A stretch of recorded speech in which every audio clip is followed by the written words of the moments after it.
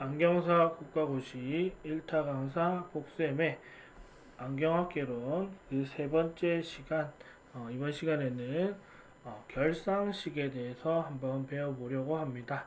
우리가 기하강학 영역에서 많이 나오게 되는 결상식에 대해서 간단한 공식들을 좀 정리해보고 그림으로 보면서 가벼운 마음으로 좀 보고 넘어가도록 할게요. 자, 그럼 시작해 보겠습니다. 자, 우선 가우스 결상식이라는 이름으로 우리가 많이 공부를 하게 되고요. 우선은 크게 구면 거울과 얇은 렌즈, 그러니까 쉽게 말하면 거울과 렌즈를 구분해서 이제 공부하게 되는데, 거울에서는 이제 단일 구면이라고 해서 얘는 크게 두 가지로 나뉘죠. 굴절될 수도 있고 반사될 수도 있다라고 해서 두 가지로 구분하게 되는데, 굴절에 의한 면굴절력식과 반사에 의한 면굴절력식 이렇게 됩니다. 여기서 말하는 면굴절력식이라는 것은 요 거울에 또는 거울의 힘을 말하고요. 거울의 힘이 얼마다 이런 것을 우리가 알 수 있다라는 거고요. 결상식은 이제 뭐가 등장해야 되냐면 물체가 있는데 얘가 거울을 통해서 보게 되면 최종적으로 상이 어떻게 만들어질 것이냐 이런 거를 알 수 있는 게 결상식이죠. 그래서 보통 면굴절력식에는 이제 렌즈 또는 거울 자체의 반지름, 곡률 반경과 굴절률 이런 부분만 등장한다고 하면 결상식에서는 물체 거리, 상의 거리가 반드시 같이 들어가게 된다라는 거 우리가 함께 정리되셨으면 좋겠고요. 자, 그래서 굴절이나 면굴절력식은 이렇게 D' 면굴절력식은 이렇게 상버전스, 여기 이제 상버전스죠. 버전스 빼기 물체 버전스 두 개의 차이 값으로 구할 수 있고, 얘를 우리가 거리 단위로 바꾸게 되면 상거리분의 굴절률, 우리가 기본적으로 버전스를 구할 때 거리분의 굴절률로 구하잖아요. 이걸 그대로 적용을 하게 됩니다. 적용을 하게 되니까 거리는 상의 거리, 그리고 상이 위치하고 있는 영향을 받는 매질의 굴절률, 거기다가 여기 이제 S는 물체 거리가 되고요. 물체가 있는 매질의 굴절률을 이렇게 빼서 구할 수 있고요. 얘는 다시 나중에 뒤에 오른쪽에 이제 보시면 이런 식의 이러한 공식으로 이제 변형해서 쓸 수도 있다라는 거, 그런 식으로 변형해 쓸 수도 있습니다. 이제 얘가 이렇게 이제 달라지겠죠. 이렇게 이퀄 표시되어 있으니까. 자, 이런 식으로 되어 있고요. 얘를 이제 가우스 렌즈 결상식으로 넣게 되면 얘는 버전스형이라고 하죠. 버전스 형태의 나타낸 거고요. 얘를 이제 거리 형태의 거리별로 거리를 적용시켜서 구해보면 S' 상의 거리분의 상이 있는 매질의 굴절률은 S분의 N 더하기 R분의 N-N 이런 식으로 해서 구할 수 있다라는 겁니다. 그러니까 기본적인 공식은 이 공식인데, 이 공식을 이제 상황에 따라서 이렇게 변형을 시켜서 보겠다라는 겁니다. 자, 그래서 이제 이 상황이 반사라는 상황이 됐을 때 어떻게 달라지는지 보게 되면 기존 왼쪽에 있는 기존 공식에서 N'을 마이너스 N으로만 이제 치환을 하시면 돼요. 왜냐하면 굴절이라는 것은 렌즈 또는 거울면을 뚫고 들어가서 그 반대면으로 가는 거지만, 반사라는 거는 그 거울면에서 튕겨져 나와서 그 앞으로 다시 진행을 하는 거기 때문에 N'이라는 매질이 존재하지 않고 N을 역행한다 그래서 마이너스 N 이렇게 치환해 주시면 되죠. 그래서 D는 R분의 N'-N에서 얘를 마이너스 N으로만 치환해 주시면 이러한 형태가 만들어지게 될 거고요. 이렇게 되면 R분의 마이너스 2n이 되고 얘가 이제 D라는 공식으로 드러나겠죠. D'이 되겠죠. 자, 이렇게 했을 때 이거는 명굴전력식이 되겠고요. 여기서 이제 가우스-렌즈 결상식으로, 즉 상과 물체가 있는 형태로 바꾸게 되면 왼쪽에 있는 그대로의 공식에다가 여기 부분을 요 앞에 구한 요걸로 적용을 시키게 되면 그리고 얘도 바꿔야겠죠. 얘도 마이너스 n으로 바꾸고요. 하게 되면 얘가 이렇게 마이너스 n이 들어갔고 그대로 있고 요걸 그대로 적용시키게 되죠. 이 상태에서 전체적으로 분자에 마이너스 n을 이제 약분해서 취해주면 얘를 없애주게 되면, 약분하게 통일해서 없애게 되면 여기는 마이너스 n이 없어지니까 그냥 1이 남을 거고, 얘도 마이너스 n이 없어지니까 더하기 1이 남을 거고요. 얘도 마이너스 n이 없어지니까 이거 없어지고 얘 없어지고요. 이것도 없어지고 이것도 없어지니까 R분의 2가 남죠. R분의 2는 우리가 초점거리 2분의 1로 이렇게 다시 치환해서 쓸 수 있습니다. 그래서 여러분들이 이러한 형태의 거울 결상식을 많이 보셨습니다. 거울 결상식이라고 교재에 나와 있고 여러분들이 배웠던 내용들은 다 이런 형태가 되겠습니다. 자, 이런 게 이제 거울의 형태고요. 얘를 이제 얇은 구면 렌즈 형태로 전환을 하게 되면 이제는 구면 렌즈다 보니까 거울과 렌즈의 차이점은 기본적으로 거울은 반사가 주라는 거고 얘는 굴절이 된다라는 차이도 있고요. 그 다음에 또 하나는 얘는 면이 한 개지만 얘는 두 개의 면을 가지고 있다라는 게 차이점이죠. 그래서 전면 빛이 첫 번째로 만나는 면을 구할 수 있고 R1이라는 걸 통해서 빛이 두 번째로 만나는 면을 또 구할 수 있죠. 그렇게 해서 얘를 하나로 정리하게 되면 위아래 공식을 하나로 합치게 되는 거죠. 공통되는 거 놔두고 하나로 합치게 되면 이러한 형태의 공식이 등장하게 됩니다. 이러한 형태의 공식이 등장하게 되고요. 아까는 거울에서는 요 앞에 부분만 존재했었는데 이제 R1과 R2는 아니다 보니까 두 가지 면에 대한 부분이 복합적으로 늘었다라고 생각하면 되고, 근데 우리가 배우는 것들은 대부분 렌즈가 어디 공기 중에 있다고 봐야 되기 때문에 n과 n'이 다 같은 거고 얘가 공기 중에 있다. 즉 이렇게 렌즈가 있는데 여기 렌즈의 굴절률은 존재하지만 렌즈 앞과 렌즈 뒤가 다 공기이기 때문에 n, n',n2'에서 이 녀석과 이 녀석이 같아지고요. 결국 얘들은 공기로 같아지기 때문에 1이 된다라는 거. 그러면 얘는 n'에서 그냥 n 이렇게 쓰면 되죠. 이렇게 해서 정리를 하면, 위의 공식을 정리를 하면 n'이 1이 됐고요. n도 1이 되고요.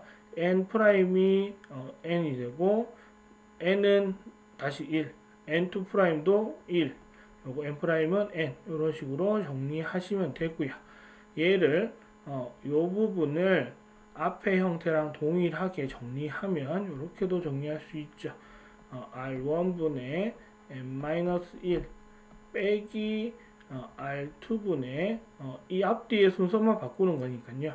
마이너스 n 더하기 1이죠. 마이너스 n 더하기 1, 그런 식으로 그러면서 여기가 빼기로 바뀌는 거죠. 부호가 달라지면서. 그래서 n-1, n-1 이렇게 통일해서 쓸 수도 있습니다. 자, 이렇게 통일해서 쓸 수 있다라는 부분까지 체크하시고, 이제 이렇게 정리가 돼 있죠. 이렇게 정리가 돼 있고요.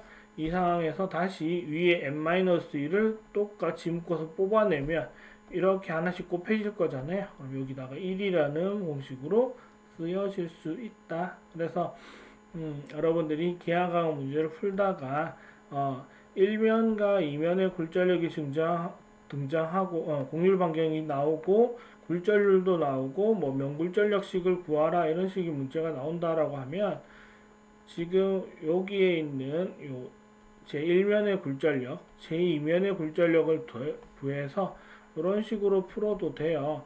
이렇게 더하기 이런 식으로 더해도 됩니다. 이렇게 더해도 되고 여기 있는 것처럼 그렇게 더해도 되고 아니면 얘들을 통합하게 되어 있는 이런 형태의 식으로 해서 풀어도 됩니다.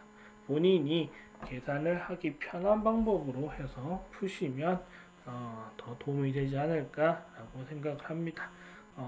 계산 방식은 본인이 편한 방식이 있을 테니까 잘 되는 부분으로 본인이 실수하지 않는 방법으로 하시는 게 훨씬 좋다라는 거 말씀드리고 싶고요. 자, 다음에 이제 얘를 그림을 통해서도 풀 수 있는데 상의 작도와 결상인데요. 자, 지금 색깔을 제가 다르게 적용해 놓은 이유는 그림과 적용시키기 위해서인데 먼저 광축과 평행하게 지금 여기 빛이 입사하는 면과 수직된 요 선이 얘가 광축이에요. 수직으로 뻗어 있는 이 면이 광축과 렌즈 평행하게 그러면 여기가 되겠죠. 이 녀석 얘가 1번이 되겠죠. 입사한 강선은 반사 또는 굴절 후에 상측 초점을 향해 굴절하거나 상측 초점에서 나오는 것처럼 굴절된다. 이렇게 해서 여기 상측 초점을 이렇게 지나가게 된다라는 거. 그 다음에 물측 초점 F를 향하거나 또는 진행하는 광선은 굴절 또는 반사 후에 광축과 나란하게 진행을 한다라는 거. 반대죠. 1번과 2번은 반대가 반대. 광선 역행의 원리를 정확하게 설명해 주죠. 평행하게 들어가면 초점으로 가고 처음부터 초점을 지나가게 되면 평행하게 간다. 그런 거니까 두 개가 딱 반대 개념이고요. 그 다음에 광학 중심점을 진행하는 광선은 굴절 작용 없이 직진한다. 여기 C라는 광학 중심점을 지나가는 광선은 그대로 쭉 나아갑니다. 굴절 작용 없이 직진하고 만약에 반사라면 여기서 이런 식으로 왔던 경로로 되돌아간다. 이게 정확한 광선 역행의 원리겠죠. 되돌아간다. 자, 그 다음에 거울에만 적용시킬 수 있는 게 하나 있는데 거울 중심을 향해 입사한 광선 이 거울이라고 했을 때 여기 있죠. 여기로 이렇게 입사하게 되는 광선은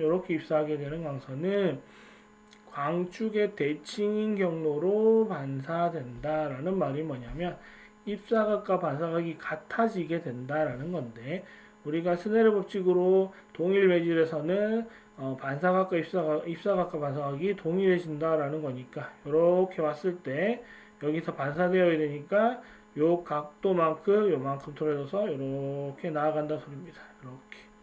이렇게 얘가 입사가 되고 얘가 반사가 되는 거죠. 이렇게 해서 나아가는 건데 이거는 거울만 반사니까 거울만 적용되고요. 렌즈에서는 적용하지 않는다.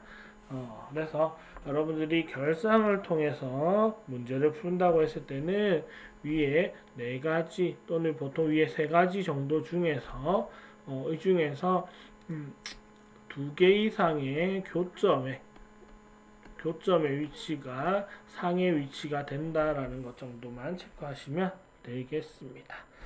자, 얘는 거울이었고요. 이번에는 렌즈의 결사. 내용이 달라지지는 않아요. 내용이 달라지지는 않는데 그림이 좀 달라질 텐데 이번에는 마찬가지로 광축과 평행을 가게 되면 초점을 지나가고 렌즈 중심 이번 여기 있죠. 렌즈 중심으로 이렇게 그러니까 광학 중심점 렌즈의 광학 중심점이죠. 광학 중심점을 지나가게 되면 직진한다. 다음에 물측 초점을 지나가게 되면 평행하게 나아간다. 그래서 이 2가지 또는 3가지의 교점이 만나는 이 지점이 상의 위치가 된다라는 것까지 여러분들이 보시면 좋을 듯 합니다. 자, 꼭 기억하시고 작도법에 의해서 문제 푸는 것도 잘 알고 계시면 많은 도움이 될 테니까 여기서 정리해서 봐두시는 거 중요하다라고 말씀드립니다. 자, 그리고 이제 정리를 하게 되면 볼록 거울과 기본적으로 볼록 거울과 오목렌즈는 결상이 동일합니다. 이 두 개는 동일한 조건이고요. 얘들은 무조건 축소된 정립 허상이라는 결상만 생깁니다. 얘들 뭐 없어지거나 커지거나 이런 거 전혀 없고요. 무조건 축소된 정립 허상만 생기니까 만약에 이러한 문제가 나온다라고 하면 이거는 무조건 계산을 하게 만들려고 내는 문제고요.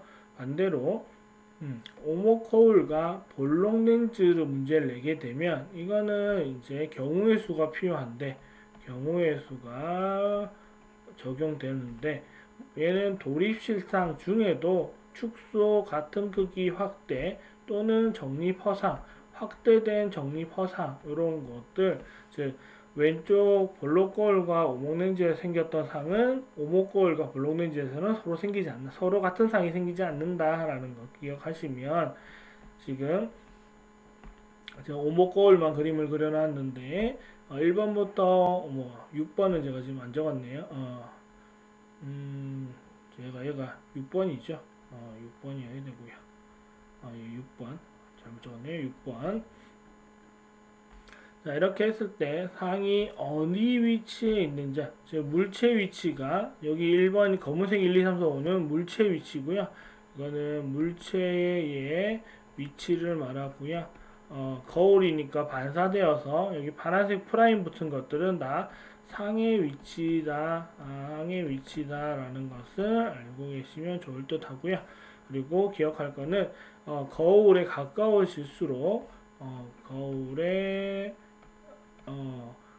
물체가 가까워질수록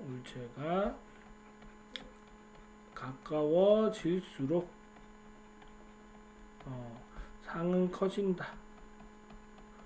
시각이 커진다 이런 개념이랑 똑같죠. 가까이 있는 물체가